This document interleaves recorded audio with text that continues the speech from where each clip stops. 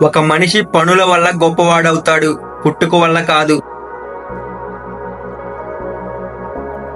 నీ అర్హతకు తక్కువ ఉంటే దేనితోనూ ఎప్పుడూ సరిపెట్టుకోకు. ఇది గర్వం కాదు, ఆత్మగౌరవం. శత్రువు యొక్క శత్రువు ఒక మిత్రుడు. పువ్వుల సువాసన గాలి వీచే దిశలో మాత్రమే వ్యాపిస్తుంది, కానీ ఒక మనిషి మంచితనం నలువైపులా వ్యాపిస్తుంది. నీ రహస్యాలను ఎవరితోనూ పంచుకోకు, అది నిన్ను సర్వనాశనం చేస్తుంది. ఇదే అతిపెద్ద గురుమంత్రం. కామాన్ని మించిన వినాశకరమైన రోగం ఇంకోటి లేదు. ఒకటి ప్రస్తుత పరిస్థితుల ఆధారంగా అతని భవిష్యత్తును అంచనా వేయొద్దు. కాలానికి నల్లబొగ్గును కూడా మెరిసే వజ్రంగా మార్చే శక్తి ఉంది. ఒక వ్యక్తి మరీ నిజాయితీగా ఉండకూడదు.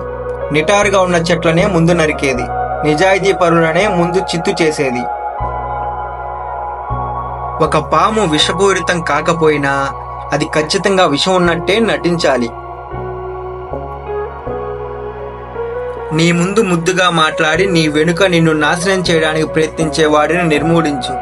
ఎందుకంటే వాడు పైన పాలతో కింద విషంతో నిండిన కాడలాంటివాడు. నీ స్తోమతకు మించిన వారితో, కిందనున్న వారితో అసలు స్నేహం చేయవద్దు. అలాంటి స్నేహాలు నీకు ఎప్పుడూ సంతోషాన్నివ్వవు.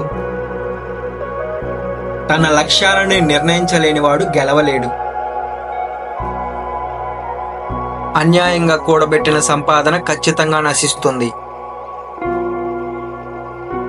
మీ పిల్లలని మొదటి 5 సంవత్సరాలు అతి ప్రియంగా చూసుకోండి. తర్వాతి 5 సంవత్సరాలు వాళ్ళని తిట్టండి.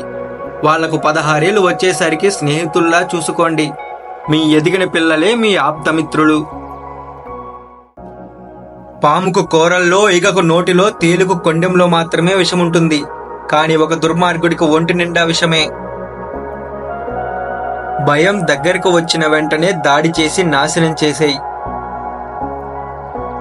గతం గురించి చింతించకూడదు, భవిష్యత్తు గురించి ఆందోళన చెందకూడదు. వివేచన ఉన్న పురుషుడు ప్రస్తుతంతో మాత్రమే వ్యవహరిస్తాడు.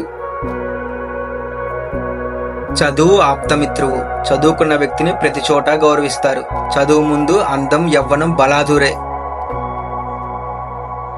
ఒక్క ఎండిపోయిన చెట్టు మంట పెడితే అడవి మొత్తాన్ని కాల్చేస్తుంది. అలాగే ఒక దుష్ట కుమారుడు కుటుంబం మొత్తాన్ని నాశనం చేస్తాడు. అనుబంధం మరియు ప్రేమ ఒకటే అనే ఆలోచన వదిలై. ఆ రెండు శత్రువులు. అనుబంధం అన్ని ప్రేమలను నాశనం చేస్తుంది. ఇతరుల తప్పుల నుండి నేర్చుకో. వాటన్నిటిని నువ్వే చేసుకునేంత కాలం నువ్వు బతకలేవు. దుష్టులతోనూ ముళ్లతోనూ వ్యవహరించడానికి కేవలం 2 మార్గాలే ఉన్నాయి. 1 నీ బూటి కింద వేసి నలిపేయి. 2 దూరంగా ఉండు. నిజమైన కుమారుడు విధేయుడు. నిజమైన తండ్రి ప్రేమగలవాడు. నిజమైన స్నేహితుడు నిజాయితీపరుడు. ఒక శక్తివంతమైన మనసును ఎవరూ ఓడించలేరు.